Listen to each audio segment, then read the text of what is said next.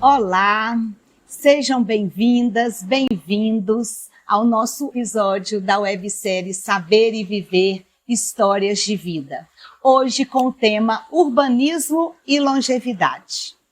Eu sou Paula Chacon, uma mulher branca, cabelos castanhos, olhos castanhos. Estou vestida com a blusa azul marinho da Rede Longevidade com o símbolo do infinito. Eu sou assistente social, especialista em gerontologia, faço parte da equipe da Rede Longevidade e sou apresentadora desta websérie Saber e Viver. A minissérie Saber e Viver, Histórias de Vida é uma realização da Rede Longevidade, uma organização sem fins lucrativos que tem o propósito de espalhar educação em longevidade para todas as idades.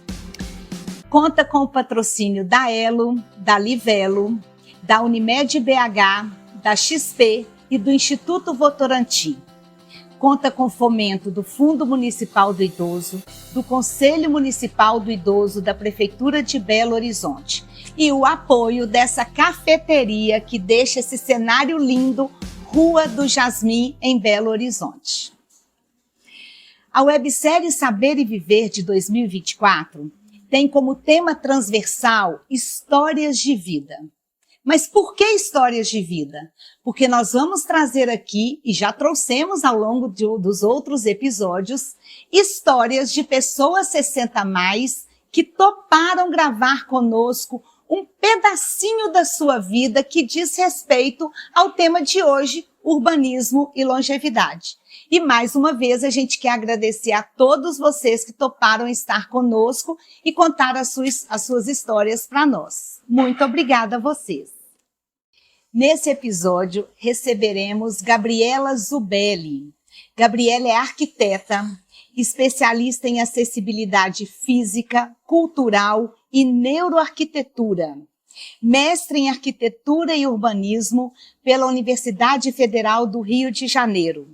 Atualmente está como diretora da Gabriela Zubelli Arquitetura Acessível. Presta consultoria em acessibilidade, desenvolvimento de projetos, faz palestras, dá cursos e treinamentos sobre o tema em todo o Brasil. Bem-vinda, Gabriela. Que prazer estar aqui com você. Vamos assentar, fique à vontade.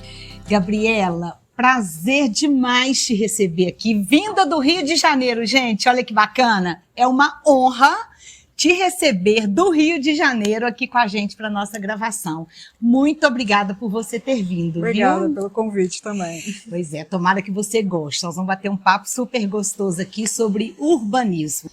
E aí, antes da gente começar, eu gostaria que você se apresentasse um pouco mais, primeiro fazendo sua autodescrição e contando um fato da sua vida que você acha que afeta a sua longevidade. Maravilha, Paula, vamos lá. Eu sou uma mulher branca, de olhos castanhos, cabelos castanhos na altura do ombro. Estou vestindo uma camisa linda da Rede Longevidade preta com símbolo do infinito, colorido. Isso. E falar um pouquinho sobre algum fato da minha vida. Isso. Né? Eu vim pensando o que eu ia trazer para cá. E aí eu fiquei pensando que eu já estou com 44 anos. E eu tenho sentido, assim, ao longo dos anos, começar a perder um pouco os sentidos. Sim. Né? Então, assim, perder um pouco a visão, já não enxergar mais da mesma forma que eu enxergava. Vai mudando, né, Gabriela? Vai mudando. É. Um pouco em relação ao estímulo para dirigir, já sinto que está um pouco diferente. Olha só. E agora que eu estou também um pouco acima do peso, sem fazer exercício, meus 2 joelhos estão. E uma coisa que eu percebi, assim, é que a gente precisa aceitar o momento que a gente está. Né? Seja a etapa da vida, não só em relação à idade, mas qual é a tua condição, como que é o teu dia a dia, se tem maternidade, se não tem maternidade, e aceitar que aquilo é uma fase, né, que você pode melhorar ou piorar, mas a aceitação daquele momento eu sinto que faz diferença. No sentido da gente não ficar pensando em quem você era, o corpo que você tinha, a mobilidade que você tinha. Bacana. Né? E aceitar que aquilo pode ser uma condição temporária ou pode ser uma condição permanente, mas que você tem que aceitar que essas mudanças existem. Né? E essas mudanças no corpo, elas vão te trazer uma forma diferente de se relacionar com com o espaço, né, Sim, com o ambiente.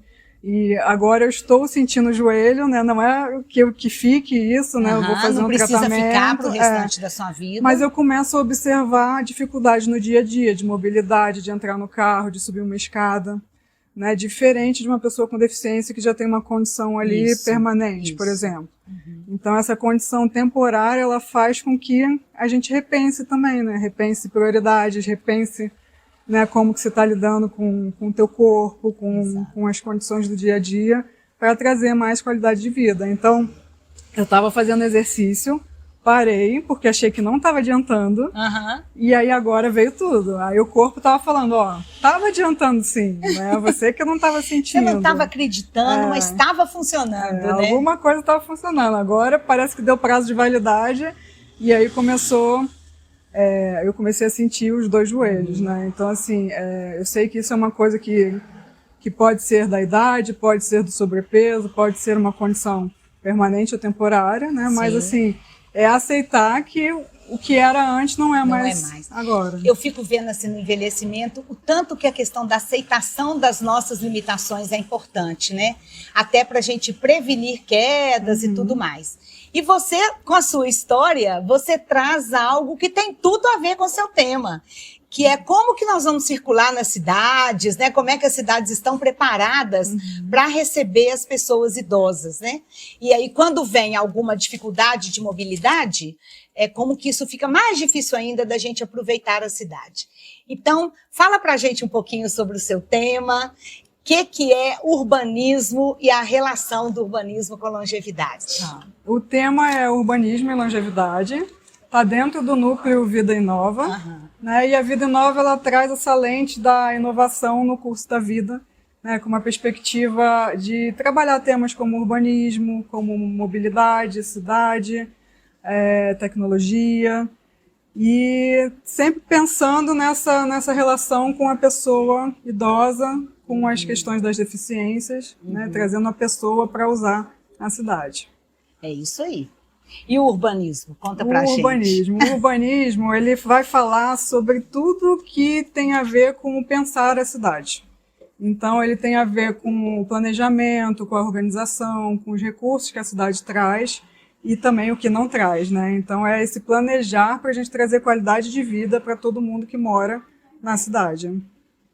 E, Gabriela, o que numa cidade pode interferir, assim, na longevidade das pessoas, no circular das pessoas? Porque a gente faz parte da nossa cidade, do nosso bairro, né? Da nossa região. E a gente sabe que as cidades hoje, elas têm várias barreiras que nos dificultam de circular, especialmente, como você disse, a gente tem alguma questão com mobilidade, se a gente vai ficando mais velho, às vezes a gente precisa de um andador, que a gente já falou disso também aqui no outro episódio. Como é que a gente pode pensar cidades para a longevidade? Certo, então... Cidade tem vários elementos, né? A gente pode pensar em calçadas, travessias, transportes, conexão entre os transportes, todos os elementos que edificam uma cidade, como, por exemplo, parques, bancos, né? Elementos urbanos. Mas, na verdade, assim, a cidade, ela é um lugar de vida, né? É um lugar de conexão entre as pessoas. Ela tem uma vida, né? E que nós é que damos vida para ela, né? Então, assim, a gente é um ser humano para viver em grupo, né? Então, assim, se a cidade ela não proporciona condições mínimas de você sair, se sentir seguro, conseguir se deslocar, muitas pessoas resolvem ficar em casa, né? E aí diminui esse contato, começa a privar relações, né, entre pessoas. Afeta completamente o envelhecimento, né? A forma como vai viver a longevidade quando começa a se isolar. E aí, Gabriela, eu quero te convidar para assistir as histórias que os 60 Mais vão contar sobre esse tema. Como é que eles utilizam a cidade, o que eles pensam sobre as cidades. Vamos assistir juntas? Vamos.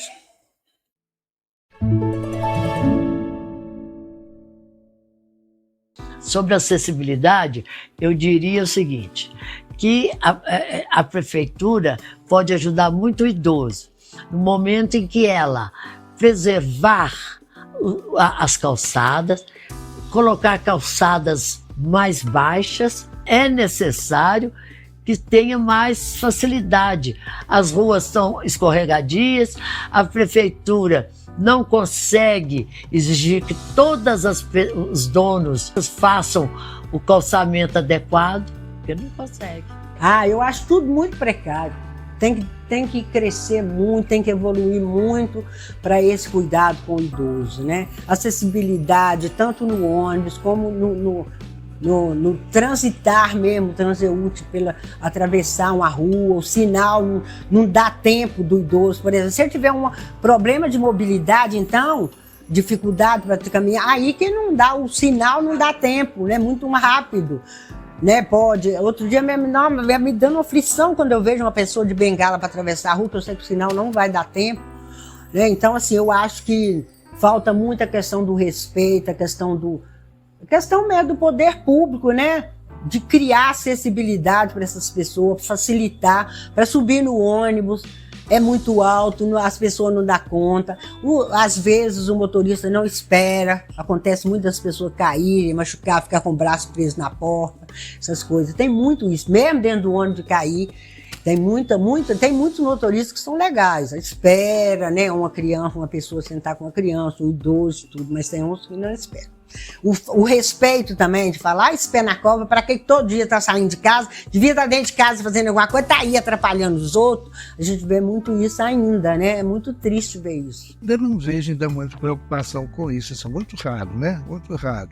A única coisa que você vê preocupação com a pessoa idosa, alguns lugares tem uma rampa, cadeira de roda, tem aqueles ladrilhos, né, para a pessoa desprovida de visão, né? Mas devia ser muito mais.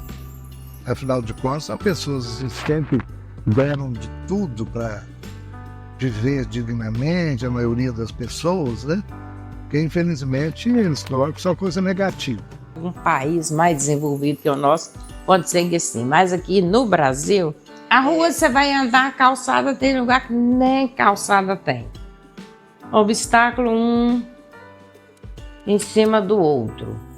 A prefeitura tem normas, né, de acessibilidade por uma condição da nossa empresa, né, de projeto de prevenção contra incêndio e pânico. A gente esbarra nessa situação. A gente trabalha mais o Corpo Bombeiro, mas a prefeitura tem normas de acessibilidade de pessoas deficientes, de pessoas idosas, pegam pesado, inclusive, a respeito disso, que o CBTU tem alguns problemas, o metrô também tem e tal. Mas tudo pode ser melhorado com a intenção boa das pessoas. A segurança daqui está muito mais difícil, né? Não tem nem dúvida, por causa de tantos fatores. A gente podia sair na rua, eu podia passear lá na Meiuca de Belo Horizonte, eu saía lá, ia lá sozinha. Outro dia eu tive muita saudade de lá. Aí a moça que trabalha comigo, ela foi lá comigo, andar ali naquele meizinho, Vacarijós, Tupinambás, Tamoios. Não estou aconselhando ninguém a ir lá sozinha não, viu, gente? Vejam bem, eu estou comparando, porque realmente eu tinha muito mais segurança de lá. Agora eu não tenho segurança de ir sozinha, ainda não. E aí, Gabriela, bacana os depoimentos, que eu não gosto de chamar depoimento, não. As histórias que eles contaram, né? Muito legal como é que eles enxergam a cidade, no caso Belo Horizonte, que é onde essas pessoas moram, né? Uhum. Alguma coisa que te chamou a atenção, que você queira destacar? Chamou a atenção, né? A questão das travessias, quando a gente fala sobre sinal, é um item muito importante de segurança, porque a pessoa idosa ela tem um outro tempo de travessia e isso tem que ser respeitado, né? As cidades elas são construídas muito para o carro. Então o tempo de vida é o tempo do carro, não o tempo do pedestre. E quando a gente fala do tempo do pedestre, a gente também tem que falar do pedestre, pessoa com deficiência, pessoa idosa. De todos os pedestres, a diversidade de pedestres que a gente são outros tem. ritmos, né? E de uma certa forma, esse pensar a cidade para o homem padrão. Né? Então, um homem com medidas padrões, com corpo padrão e não olhando essas diversidades. Né? Em outros países existem alguns sinais que são táteis, que trazem também essa questão do tempo de travessia para a pessoa que é deficiência auditiva. Isso. Aqui tem, mas você sabe que eu nem sei se funciona muito. Que a gente aperta um botãozinho lá no, né, perto do sinal. Sai um barulhinho? E sai um barulhinho pro deficiente visual, né? É isso mesmo. Aqui tem alguns locais que tem um cartão, por exemplo, que você passa o cartão e o sinal aumenta o tempo de travessia. Que legal. Então, assim, já existem soluções para isso. Bacana. E é muito perigoso porque, às vezes, a pessoa idosa ela quer correr, né? E às vezes ela se coloca numa condição ali de risco desnecessário. Exatamente. Uma coisa que eles falaram muito foi da segurança, né? Da segurança. Tanto que eles têm medo de sair, não é? Eles destacaram isso demais na fala deles. Só que essa segurança, ela pode ser uma sensação que a pessoa tenha, né? E não necessariamente que a cidade é perigosa em si, né? Eu acho que tem bairros, tem condições. Então, por exemplo, uma cidade pouco iluminada, ela te traz a sensação do medo, da insegurança, do que está por vir. Né? Então, por exemplo, a iluminação é um item de urbanismo. É importante você ter ruas bem iluminadas. Né? Outra questão também é a relação da calçada com o meio-fio, né? A manutenção das calçadas. A gente só começa a olhar para a calçada, para o que você precisa ali caminhar, quando você ou tem uma mobilidade reduzida, ou quando você está gestante, ou quando muda alguma condição da tua vida que você começa a olhar para aquilo, porque senão isso passa desapercebido. É verdade.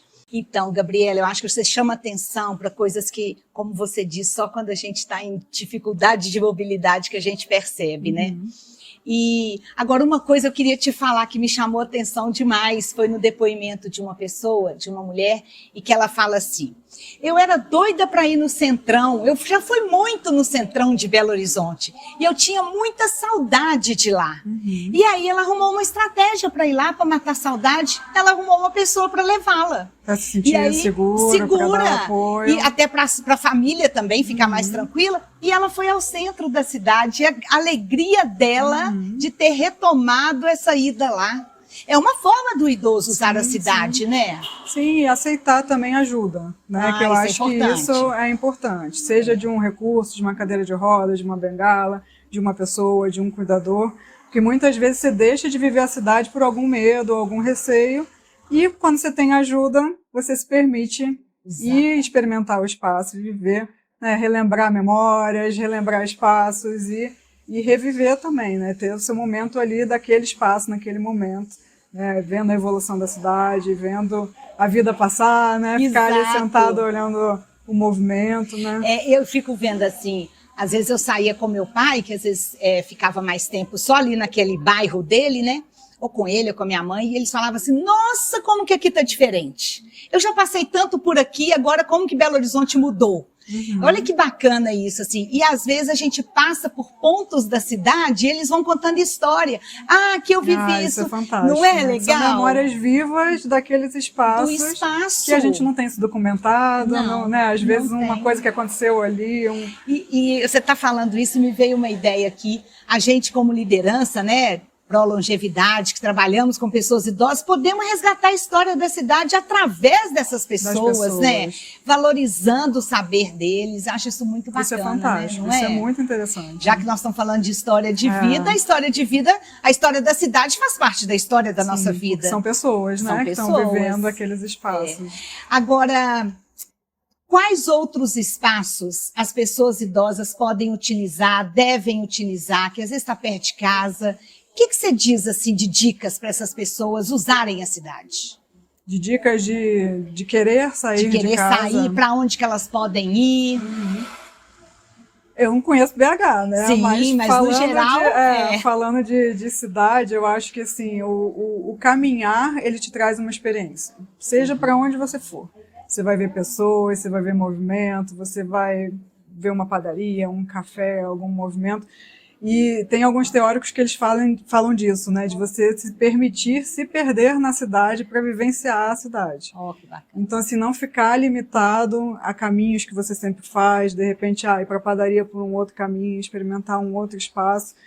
Para mim, assim, a relação com a cidade tem muito a ver com essa experiência, né? Com você experimentar momentos, experimentar sensações, às vezes, né? Às vezes você tem um cantinho ali novo que você não conhece, um parque, um espaço urbano, né? acho que é importante a gente trazer também a importância do espaço público, né? Sim, de com viver os certeza. espaços. É. Eu acho que no Brasil a gente tem muito o pensamento do que espaço público é de ninguém, né? Isso é um problema. Né? Você vai para outros países, você entende, você vê que o cuidar da cidade, o cuidar dos espaços é entender que o espaço público é de todo mundo. É de todo mundo, exatamente. Então isso é um faz uma espaço super diferença. democrático, né? Que todo mundo pode usar. Lá se encontra a diversidade da humanidade nos espaços públicos, né? Isso é bacana, né? E também, às vezes, experimentar assim, aqueles artistas de rua, né? Sim. Às vezes que usam a cidade ou locais que tenham esporte para poder ter essa... Eu acho que a cidade é vida. Né? Quando você vai envelhecendo, muitas vezes você vai se fechando, né? E você se permitir ir para a cidade é se permitir experimentar coisas novas. Então, acho que o ponto principal, independente do lugar, é essa permissão, autopermissão, né? De você poder viver experiências novas. E a gente fazer um outro caminho, conhecer lugar novo, se perder numa cidade, ajuda na estimulação cognitiva. Sim, verdade. Não é? E aí, isso tudo que a cidade oferece faz toda a diferença na longevidade das pessoas, né? E assim, aproveitar os parques, como você disse, praças. Gente, dá uma volta no quarteirão e ali sentar num banco de praça, Gabriela. Isso é possível a gente fazer com acompanhante, sem acompanhante, com andador, com bengala, do jeito que der e que for seguro, né? Pra gente também não ter queda, se sentir melhor. E com isso a gente aproveita e dá vida à cidade e justifica a construção desses espaços pelo poder público, né? Que aí tem também, a OMS estabeleceu, né, o programa Cidade Amiga da Pessoa Idosa, que tem um pouco disso tudo que a gente está falando. Mas eu queria que você falasse um pouquinho desse programa para a gente. Então, esse programa, ele fala, né, que a população está envelhecendo com qualidade de vida, então tem mais quantidade de pessoas idosas na cidade, muitos morando nas cidades. Estima-se que em 2050 a população esteja parecida de crianças e de pessoas idosas. Então, assim, o quão importante é uma cidade amiga da pessoa idosa, né? E eles falam que uma cidade amiga da pessoa idosa é amiga de todo mundo, na verdade. Porque ela está abrangendo outras desde criança, pessoa com deficiência. E eles falam da importância também de ouvir as pessoas idosas para entender a necessidade que eles trazem. E a partir daí começar a fazer as implementações e as mudanças necessárias na cidade. Gabriela, e eu acho assim, tem que se adaptar, a cidade vai ter que se adaptar, não tem jeito, já está tentando se adaptar, né? Mas você disse no começo, o tempo do sinal, a iluminação, investir mais em segurança. Nós também pensarmos que às vezes a sensação de insegurança é muito maior do que a realidade. Eu achei isso muito bacana que você trouxe. E em relação à cidade amiga da pessoa idosa, essa escuta da pessoa idosa. Mas para escutar tem que falar, né? Tem que falar. Tem que falar. Então os idosos precisam participar. Todas as idades precisam participar e buscar os canais de falar. E eles falam também de respeitar as escolhas dos idosos. Eu achei interessante isso. Porque não é só ouvir, né? Não é ouvir e tentar modificar ou mudar. É ouvir e entender que aquela pessoa, né, tem uma história de vida, né, tem sua opinião. E respeitar. Exatamente. E aqui em Belo Horizonte, eu sei que não conhece, tem um lugar lá no Centrão que tem mesas de xadrez e de dama. Bacana. Gente, que bacana. Você passa lá, então, assim, cheio de gente, tem idosos, mais idosos, até por causa do horário, né? Mas tem de todas as idades jogando ali. E ali eles jogam, eles batem papo, depois eles saem. É muito bacana, no meio do centro assim, da cidade. Então, muito legal essas adaptações que as cidades fazem. E nós temos que participar, como você disse, dos espaços que nos são abertos para a gente poder dizer qual é a nossa vontade, enquanto... eles chamam de munícipes, né? Enquanto pessoas que moram nessa cidade. E aí tem os conselhos da pessoa idosa, né? Site da prefeitura, vários movimentos que às vezes surgem em relação à cidade. Então acho que isso é muito bacana e que você traz coisas muito importantes sobre o urbanismo, né? Então, Gabriela, a gente precisa encerrar, né? Mas eu acho que você traz um tema que a gente ainda não conversou muito na Rede Longevidade. Então, é realmente um tema inovador do Núcleo Vida Inova, né? Então, assim, com certeza nós aprendemos muito com você. Muito obrigada por vir do Rio de Janeiro conversar com a gente. Foi uma honra mesmo te receber, Eu agradeço também a oportunidade e o trabalho magnífico que vocês estão fazendo aí.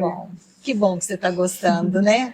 E a gente encerra, então, o episódio de hoje. Esperamos você no próximo. A gente se encontra lá e muito obrigada por estarem conosco.